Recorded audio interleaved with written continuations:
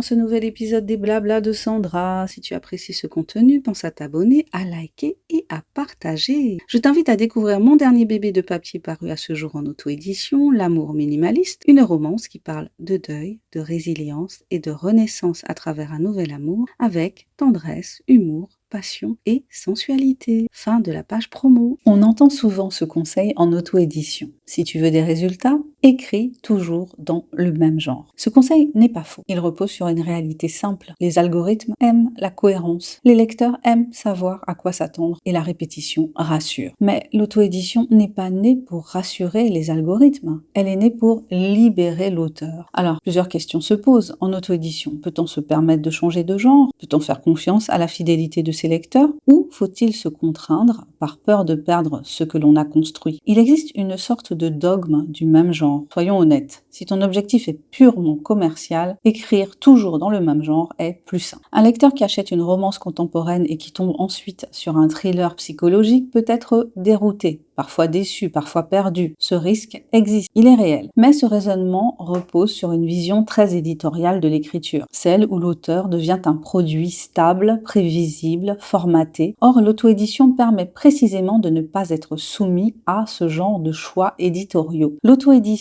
c'est un espace de liberté. Changer de genre, ce n'est pas trahir ses lecteurs, c'est leur dire « voilà qui je suis vraiment ». Un auteur n'est pas un genre, c'est une sensibilité, une voix, une manière de regarder le monde. Et beaucoup de lecteurs ne lisent pas uniquement un genre. Ils s'attachent à un regard, à une sincérité, à une manière de raconter. Certains te suivront pour ça, d'autres non. Et c'est normal. Justement, la fidélité des lecteurs, est-ce que c'est un mythe ou est-ce que c'est une réalité ?